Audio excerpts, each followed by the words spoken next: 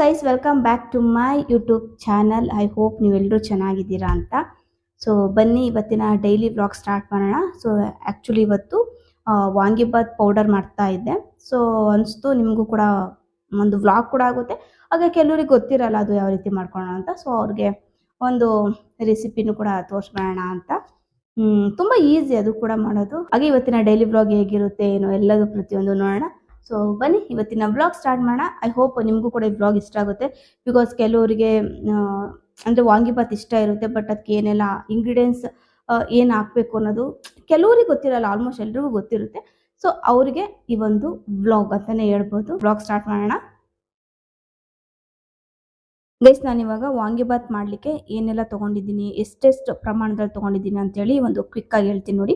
ಇದು 2 table spoon ಕಡಲೆಬೇಳೆ, 2 table spoon ಉದ್ದಿನಬೇಳೆ, ಇದು 2.5 ಟೇಬಲ್ ಸ್ಪೂನ್ ಆಗುವಷ್ಟು ನಾನು ಧನಿಯಾಕಾಳು ತೊಗೊಂಡಿದ್ದೀನಿ. ಇದು ಅರ್ಧ ಟೇಬಲ್ ಸ್ಪೂನ್ ಆಗುವಷ್ಟು ಇದೇನು ಹೇಳ್ತಾರೆ ಇದನ್ನು ಕರಿಮೆಣಸು ತೊಗೊಂಡಿದ್ದೀನಿ.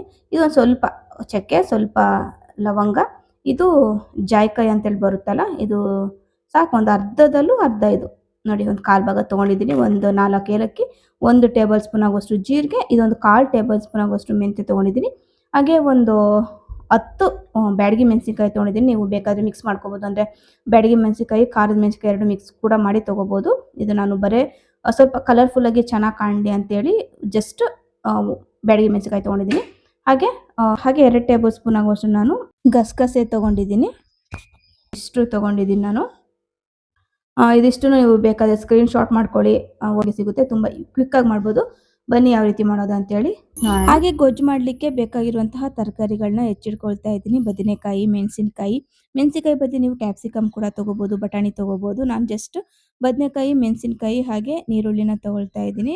ಇಷ್ಟು ತೊಗೊಂಡ್ರೆ ಸಾಕು, ತುಂಬ ರುಚಿಯಾಗೂ ಕೂಡ ಬರುತ್ತೆ. ಸ್ವಲ್ಪ ನೀರುಳ್ಳಿ ಜಾಸ್ತಿ ಇದ್ರೂ ಕೂಡ ಚೆನ್ನಾಗಿರುತ್ತೆ. ನಾನಿಲ್ಲಿ ಬೇಕಾಗಿರೋ ತರಕಾರಿಗಳನ್ನೆಲ್ಲದನ್ನು ಹೆಚ್ಚಿಟ್ಕೊಳ್ತಾ ಇದ್ದೀನಿ. ಮೊದಲಿಗೆ ಇವಾಗ ಪೌಡರ್ ಮಾಡ್ಕೊಳ್ಳೋಣ. ಪೌಡರ್ ಕೂಡ ತುಂಬಾ ಈಸಿ ಮಾಡೋದು. ಇಷ್ಟು ಏನೆಲ್ಲ ಹೇಳಿದ್ನಲ್ಲ ಅದಿಷ್ಟನ್ನು ತೊಗೊಂಡು ಒಂದೊಂದಾಗಿ ಅಂದರೆ ಒಂದೊಂದಾಗಿ ಸಪ್ರೇಟಾಗಿ ಉರಿತಾ ಇದ್ರೆ ಚೆನ್ನಾಗಿರುತ್ತೆ. ಅಂದರೆ ಎಲ್ಲದನ್ನು ಒಂದೇ ಸಲ ಡಂಪ್ ಮಾಡೋದು ಬೇಡ, ಒಂದೊಂದನ್ನೇ ಹಾಕ್ಬಿಟ್ಟು ಅದು ಫ್ರೈ ಆದಮೇಲೆ ನೆಕ್ಸ್ಟ್ ಒಂದೊಂದೇ ಹಾಕ್ಬಿಟ್ಟು ನೀವು ಫ್ರೈ ಮಾಡಿದ್ರೆ ತುಂಬ ಚೆನ್ನಾಗಿರುತ್ತೆ. ಟೇಸ್ಟ್ ಕೂಡ ಒಂದು ಸ್ಟೆಪ್ ಚೆನ್ನಾಗಿರುತ್ತೆ ಅಂತಲೇ ಹೇಳ್ಬೋದು. ಎಲ್ಲದನ್ನು ಹಾಕಿ ಒಂದ್ಸಲ ಹುರಿದ್ರೆ ಅಂತ ಏನು ಟೇಸ್ಟ್ ಇರಲ್ಲ. ನೋಡಿ, ಒಂದೊಂದನ್ನೇ ನಾನು ಹಾಕ್ಬಿಟ್ಟು ಚೆನ್ನಾಗಿ ಹುರ್ಕೊಳ್ತಾ ಇದ್ದೀನಿ. ಸಕ್ಕ ಟೇಸ್ಟಿಯಾಗಿರುತ್ತೆ. ಒಂದ್ಸಲ ನಾನು ಹೇಳಿರುವಂತಹ ಮೆಥಡಲ್ಲಿ ನೀವು ಫಾಲೋ ಮಾಡಿ. ನಾನು ಹೇಳಿರುವಂತಹ ಅಂದರೆ ಕ್ವಾಂಟಿಟಿಗೆ ನೀವು ಒಂದು 5 ರಿಂದ 6 ಜನ ಆರಾಮ್ಸೆ ನೀವು ಗೊಜ್ಜು ಮಾಡ್ಕೊಂಡು ಊಟ ಮಾಡ್ಕೊಬೋದು. ಸಕ್ಕ ಟೇಸ್ಟಿಯಾಗಿರುತ್ತೆ. ಇದೇ ಮೆಥಡ್ನ ನೀವು ಫಾಲೋ ಮಾಡಿ, ಚೆನ್ನಾಗಿರುತ್ತೆ. ನಾನು ಇವಾಗ ಎಲ್ಲದನ್ನು ಹುರಿದು ತಣ್ಣಗಾದ್ಮೇಲೆ ಇವಾಗ ಮಿಕ್ಸರ್ ಜಾರ್ಗೆ ಹಾಕೊಳ್ತಾ ಇದ್ದೀನಿ. ಅಂದರೆ ಫಸ್ಟ್ ಕಾಳುಗಳನ್ನೆಲ್ಲ ಒಂದ್ಸಲ ಮಿಕ್ಸರ್ ಮಾಡ್ಕೊಂಡ್ಬಿಡ್ತೀನಿ. ನೆಕ್ಸ್ಟ್ ಅದು ಚೆನ್ನಾಗಿ ಗ್ರೈಂಡ್ ಆದಮೇಲೆ ನಾನು ಮೆಣಸಿನ್ಕಾಯಿ ತೊಗೊಂಡಿದ್ನಲ್ಲ, ಒಣಮೆಣಸಿನ್ಕಾಯಿ, ಅದನ್ನು ಹಾಕ್ತೀನಿ. ಬಿಕಾಸ್ ಒಣಮೆಣಸಿನ್ಕಾಯಿ ಹಾಕಿ ಎಲ್ಲದನ್ನೂ ಹಾಕಿ ಒಂದೇ ಸಲ ನಾವು ಪೌಡರ್ ಮಾಡಿದ್ರೆ ಅದು ತರಿಯಾಗಿ ಬಂದ್ಬಿಡುತ್ತೆ. ಸೊ ಈ ಥರ ನೈಸ್ ಆಗಿ ಬರಲ್ಲ. ಹಾಗಾಗಿ ನಾನು ಸಪ್ರೇಟಾಗಿ ಹಾಕ್ಕೊಂಡೆ. ನಿಮ್ದೇನಾದರೂ ಬ್ಲೆಂಡರ್ ಇದ್ರೆ ಚೆನ್ನಾಗಿದ್ರೆ ಎಲ್ಲಾದರೂ ಮಿಕ್ಸ್ ಮಾಡಿ ಹಾಕೊಳ್ಳಿ. ಫ್ರೀ ಆಗಿದ್ದಾಗ ಈ ರೀತಿ ಪೌಡರ್ಗಳನ್ನೆಲ್ಲ ಮಾಡಿಟ್ಕೊಂಡ್ರೆ ತುಂಬಾನೇ ಕ್ವಿಕ್ಕಾಗಿ ಅಡುಗೆ ಆಗುತ್ತೆ. ಬೆಳಿಗ್ಗೆ ಟೈಮ್ ಟಿಫನ್ಗೆ ಏನು ಮಾಡೋದು ಅಂತೇಳಿ ಗೊಂದಲ ಇರೋದಿಲ್ಲ ನೋಡಿ. ಪುಳಿಯೋಗರೆ ಗೊಜ್ಜು, ವಾಂಗಿಬಾತ್ ಗೊಜ್ಜು, ಮತ್ತು ಏನು ಕೆಲವೊಂದು ಗೊಜ್ಜುಗಳೆಲ್ಲ ಮಾಡ್ತಾರಲ್ಲ, ಸೊ ಅದನ್ನೆಲ್ಲದನ್ನು ನಾವು ಮಾಡಿ ಎತ್ತಿಟ್ಕೊಂಡ್ರೆ ಅಂದರೆ ಕೆಲಸ ಈಸಿ ಆಗುತ್ತೆ ಅಷ್ಟೇ. ಹಾಗೆ ಅಡುಗೆ ಮನೇಲಿ ಎನಿ ಟೈಮ್ ಇರೋದು ಕೂಡ ತಪ್ಪುತ್ತೆ. ಬೇಸ್ ನೋಡಿ, ಈ ರೀತಿ ಸ್ಟೋರ್ ಮಾಡಿ ಇಟ್ಕೊಂಡ್ರೆ ನೀವು ಆರಾಮ್ಸೆ ಒಂದು 2 ರಿಂದ 3 ಮಂತ್ ಕೂಡ ನೀವು ಯೂಸ್ ಮಾಡ್ಬೋದು. ಟಿಫನ್ ಟೈಮಿಗೆ ಬೇಗ ಕ್ವಿಕ್ಕಾಗಿ ಆಗ್ಬಿಡ್ತೈತೆ. ಈ ರೀತಿ ಪೌಡರ್ಸ್ ಎಲ್ಲ ಮಾಡಿಟ್ಕೊಂಡ್ರೆ ಏನಾದರೂ ಕೇಳಿದ ತಕ್ಷಣ ಫಟ್ ಅಂತೇಳಿ ಮಾಡಿಕೊಟ್ಬಿಡ್ಬೋದು. ಈ ಥರ puliyogare powder, vangibath powder, rasam powder, ಈ ಥರ ಸುಮಾರು ನಾನು ಈ ಥರ ಪೌಡರ್ ಮಾಡಿ ಇಟ್ಕೊತೀನಿ. ಹೊರಗಡೆಯಿಂದ ತರೋದಕ್ಕಿಂತ ಈ ರೀತಿ ಮಾಡಿಟ್ಕೊಂಡ್ರೆ ಫ್ರೆಶ್ ಆಗು ಕೂಡ ಇರುತ್ತೆ. ಹಾಗೆ ನಾವು ಕೂಡ ಏನಾದರೂ ಒಂದು ಕೆಲಸದಲ್ಲಿ ಮುಳುಗಿರ್ತೀವಿ, ಅದ್ರ ಬದಲು ಏನೇನೋ ಯೋಚನೆಗಳು ಬರ್ತಾ ಇರುತ್ತೆ. ಸೊ ಅದ್ರ ಬದಲು ನಮ್ಗೆ ಇಷ್ಟ ಆಗಿರುವಂತಹ ಕೆಲಸಗಳನ್ನ ಮಾಡಿದರೆ ಮೈಂಡ್ ಕೂಡ ಚೆನ್ನಾಗಿರುತ್ತೆ ಅಲ್ವಾ. ಸೊ ಹಾಗಾಗಿ ಏನಾದರೂ ಒಂದು ವೆರೈಟೀಸ್ ಆಫ್ ಏನಾದರೂ ಮಾಡ್ತಾ ಇರಬೇಕು ಅನ್ನೋದು ನನ್ನ ಆಸೆ ಅಷ್ಟೇ. ಸುಮ್ಮನೆ ಏನಾದರೂ ಕುತ್ಕೊಂಡು ತಲೆಯಲ್ಲಿ ಏನೇನೋ ಯೋಚನೆಗಳು ಬರ್ತಾ ಇರುತ್ತೆ. ಸೊ ಅದ್ರ ಬದಲಿಗೆ ಏನಾದರೂ ನಮಗೆ ಹೆಲ್ಪ್ಫುಲ್ ಆಗುವಂಥ ಕೆಲಸಗಳು, ನಮಗೆ ಹೆಲ್ಪ್ಫುಲ್ ಆಗುವಂಥ ಕೆಲಸಗಳನ್ನ ನಾವು ಮಾಡ್ತಾ ಇದ್ರೆ ಟೈಮ್ ಕೂಡ ಚೆನ್ನಾಗಿರುತ್ತೆ. ಅಟ್ಲೀಸ್ಟ್ ಈ ದಿನದಲ್ಲಿ ನಾವೇನಾದರೂ ಮಾಡಿದ್ವಿ ಅನ್ನೋದು ಖುಷಿ ಕೂಡ ಇರುತ್ತೆ.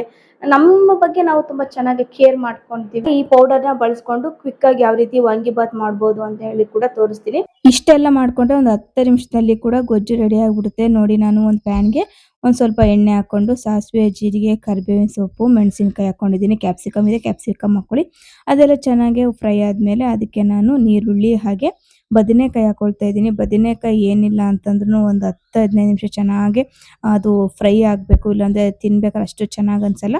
ಅದನ್ನ ಸ್ವಲ್ಪ ಅಂದರೆ ಜಾಸ್ತಿ ಕುಕ್ ಮಾಡಬೇಕು. ಅದನ್ನ ಕುಕ್ ಆದಮೇಲೆ ಅದಕ್ಕೆ ಸ್ವಲ್ಪ ಅರಿಶಿನ ಪುಡಿ, ಹುಣಸೆ ರಸ ಹಾಗೆ ಉಪ್ಪನ್ನ ಹಾಕ್ಕೊಂಡು ಅದನ್ನ ಒಂದ್ಸಲ ಮಿಕ್ಸ್ ಮಾಡಿಬಿಟ್ಟು ಎಲ್ಲದೂ ಚೆನ್ನಾಗಿ ಫ್ರೈ ಆದಮೇಲೆ ಲಾಸ್ಟಲ್ಲಿ ನಾನು ವಾಂಗಿಬಾತ್ ಪೌಡರ್ ಹಾಕ್ಕೊಳ್ತಾ ಇದ್ದೀನಿ. 3-4 ಟೇಬಲ್ ಸ್ಪೂನ್ ಹಾಕ್ಕೊಂಡ್ರು ಕೂಡ ಚೆನ್ನಾಗಿರುತ್ತೆ. ನಾನು 3 ಟೇಬಲ್ ಸ್ಪೂನ್ ಹಾಕ್ಕೊಂಡಿದ್ದೀನಿ. ಅಂದರೆ ಗೊಜ್ಜು ಚೆನ್ನಾಗಿದ್ದಷ್ಟು ಕೂಡ ಟಿಫನ್ ಕೂಡ ಚೆನ್ನಾಗಿರುತ್ತೆ ಅಲ್ವಾ. ಸೊ ಹಾಗಾಗಿ ನೋಡ್ತಿರ್ಬೋದು ನೀವು ಎಷ್ಟು ಕಲರ್ಫುಲ್ಲಾಗಿ ಬಂದಿದೆ ಅಂತೇಳಿ. ನನಗೊಂದು ಸಿಕ್ಕಾಪಟ್ಟೆ ಇಷ್ಟ. ಲಾಸ್ಟಲ್ಲಿ ನೀವು ಗೋಡಂಬಿ ಅಥವಾ ಅಂದರೆ ಶೇಂಗಾ ಬೀಜನೂ ಕೂಡ ನೀವು ಲಾಸ್ಟಲ್ಲಿ ಫ್ರೈ ಮಾಡಿ ಹಾಕ್ಕೋಬೋದು. ತುಂಬಾ ರುಚಿಯಾಗಿರುತ್ತೆ. ಒಂದ್ಸಲ ಇದನ್ನ ಟ್ರೈ ಮಾಡಿ. ನನಗೊಂದು ಸಿಕ್ಕಾಪಟ್ಟೆ ಇಷ್ಟ ವಾಂಗಿಬಾತ್ ಅಂತ ಹೇಳಿದ್ರೆ. ನಾನು ನಿಜ ಹೇಳ್ತೀನಿ, ಇದೇ ಫಸ್ಟ್ ಟೈಮ್ ನಾನು ವಾಂಗಿಬಾತ್ ಪೌಡರ್ನ ಮಾಡಿದ್ದು. ತುಂಬಾನೇ ಟೇಸ್ಟಿಯಾಗಿತ್ತು. ಮಸ್ಟ್ ಟ್ರೈ ಅಂತಾನೆ ಹೇಳ್ತೀನಿ. ಇದೇ ಕ್ವಾಂಟಿಟಿಯಲ್ಲಿ ಒಂದ್ಸಲ ಟ್ರೈ ಮಾಡಿ. ಆಕ್ಚುಲಿ ವಾಂಗಿಬಾತ್ ಪೌಡರ್ ಇದೇ ಫಸ್ಟ್ ಟೈಮ್ ಅನ್ಸುತ್ತೆ ನಾನು ಮಾಡಿರೋದು. ನಿಜವಾಗ್ಲೂ ಚೆನ್ನಾಗಿದೆ. ನೀವು ನಂಬ್ತಿರೋ ಬಿಡ್ತೀರೋ ಗೊತ್ತಿರೋ ಗೈಸ್. ಸುಮ್ಮನೆ ನಾನು ತಿಂದ್ಬಿಟ್ಟು ಟೇಸ್ಟ್ ಹೇಳ್ತೀನಿ ಅಂತ ಅನ್ಕೊಂತೀರ ನನಗೆ ಗೊತ್ತಿಲ್ಲ. ನಿಜವಾಗ್ಲೂ ಚೆನ್ನಾಗಿದೆ. ಸೇಮ್ ಫಂಕ್ಷನ್ ಅಲ್ಲೆಲ್ಲ ಮಾಡ್ತಾರಲ್ಲ ಅದೇ ಸ್ಟೈಲಲ್ಲೇ ಇದೆ. ನಿಜವಾಗ್ಲೂ ನಾನು ಎಷ್ಟು ಕ್ವಾಂಟಿಟಿಯಲ್ಲಿ ಹೇಳಿದ್ದೀನಲ್ಲ ಅಷ್ಟನ್ನೇ ನೀವು ಒಂದ್ಸತಿ ಟ್ರೈ ಮಾಡಿ. ನಾನು ಇಷ್ಟು ಏನು ಕ್ವಾಂಟಿಟಿ ಮಾಡಿದೆ ಅದ್ರ 3 ಮೆಂಬರ್ಸ್ಗೆ ಅಷ್ಟೇ ಮಾಡಿದ್ದು ನಾನು ಇವತ್ತು. ನಿಜವಾಗ್ಲೂ ಸ್ವಲ್ಪ ಕೂಡ ಉಳಿದಿಲ್ಲ, ಅಷ್ಟು ಚೆನ್ನಾಗಿ ಖಾಲಿಯಾಗಿದೆ. ಚೆನ್ನಾಗಿದೆ ತಾನೆ? ತುಂಬ ಚೆನ್ನಾಗಿದೆ. ಒಂದ್ಸಲ ನೀವು ಟ್ರೈ ಮಾಡಿ ಆಯ್ತಾ. ಇವಾಗ ಇದನ್ನ ತಿಂದ್ಬಿಟ್ಟು ಮಳೆ ಮೋಡ ಆಗ್ತಾ ಇದೆ, ಮೇಲೆ ಅದು ಇದು ಎಲ್ಲ ಒಣಗಾಕಿದ್ದೀನಿ, ಅದನ್ನೆಲ್ಲ ತೆಗಿಬೇಕು. ಸೊ ಇದನ್ನ ತಿಂದ್ಬಿಟ್ಟು ಮತ್ತೆ ಲಾಗ್ ಕಂಟಿನ್ಯೂ ಮಾಡ್ತೀನಿ. ಇವಾಗ ಊಟ ಆದಮೇಲೆ ಒಂದು ಗ್ಲಾಸ್ ಬೂಸ್ಟ್ ಕುಡಿತಾ ಇದ್ದೀನಿ. ಹಾಗೆ ಇವತ್ತು ನಮ್ಮ ಮನೇಲಿ ಒಂದು ಫಂಕ್ಷನ್ ಅಟೆಂಡ್ ಮಾಡಲಿಕ್ಕೆ ಅಂತೇಳಿ ಹೋದಾಗ ಒಂದು ಕ್ಯೂಟ್ ಲಿಟಲ್ ಬಾಟಲ್ನ ರಿಟರ್ನ್ ಗಿಫ್ಟ್ ಆಗಿ ಕೊಟ್ಟಿದ್ದಾರೆ. ಸಖತ್ತಾಗಿದೆ, ತುಂಬ ಇಷ್ಟ ಆಯ್ತು ನನಗೆ. ಈ ಥರ ಬಾಟಲ್ಸ್ ನನ್ನ ಹತ್ರ ಇರಲಿಲ್ಲ, ಒಂಥರ ಚೆನ್ನಾಗಿದೆ ಅಂತೇಳಿ ಅನ್ನಿಸ್ತು. ಹಾಗಾಗಿ ಇಟ್ಕೊಳ್ಳೋಣ ಅಂತೇಳಿ ಅದೇ ನೋಡ್ತಾ ಇದೆ. ಇದು ಒಳಗಡೆಯಲ್ಲಿ ಫುಲ್ಲು ಗ್ಲಾಸ್ ಬಾಟಲು, ಮೇಲ್ಗಡೆ ಸ್ವಲ್ಪ ಪ್ಲಾಸ್ಟಿಕ್ ಏನೋ ಇದೆ. ಚೆನ್ನಾಗಿದೆ, ಇಷ್ಟ ಆಯಿತು. ಐ ಹೋಪ್ ನಿಮಗೆ ಈ ವ್ಲಾಗ್ ಕೂಡ ಇಷ್ಟ ಆಯಿತು ಅಂತೇಳಿ. ಹಾಗೆ ನಾನು ಜಾಸ್ತಿ ವ್ಲಾಗ್ ಮಾಡೋಕ್ಕಾಗಲಿಲ್ಲ, ಫುಲ್ ಮಳೆ ಮೋಡ ಥರ ಆಗಿಬಿಟ್ಟು ಮಳೆ ಬರ್ತಾಯಿತ್ತು. ಹಾಗಾಗಿ ಫುಲ್ಲು ವ್ಲಾಗ್ ಕಂಟಿನ್ಯೂ ಮಾಡೋಕ್ಕಾಗಿಲ್ಲ. ಐ ಹೋಪ್ ನಿಮಗೆ ಈ ವ್ಲಾಗ್ ಕೂಡ ಇಷ್ಟ ಆಗಿದೆ ಅಂತೇಳಿ. ಮತ್ತು ನೆಕ್ಸ್ಟ್ ವ್ಲಾಗಲ್ಲಿ ಮತ್ತೆ ಆದಷ್ಟು ಬೇಗ ಸಿಗ್ತೀನಿ. ಅಲ್ಲಿವರೆಗೂ take care, bye. See you soon. Take care, bye. ಕ್ಷಣವಾಗಲಿ ದಿನವಾಗಲಿ ಯುಗವಾಗಲಿ ನಾ ಕಾಯುವೆ, ಕಲ್ಲಾಗಲಿ ಮುಳ್ಳಾಗಲಿ ನಿನ್ನ ಬದುಕಲಿ ಬೆಳಕಾಗುವೆ. ಏನೇ ಆಗಲಿ ಪ್ರಾಣ ಹೋಗಲಿ ನನಗೆ ನೀನೇ ಬೇಕು. ನಿನ್ನ ನನ್ನ ಈ ಪ್ರೀತಿಯ ಕಂಡು ಲೋಕ ಮೆಚ್ಚಬೇಕು. ನೀನೇ ನೀನೇ ನೀನೇ ನೀನೇ.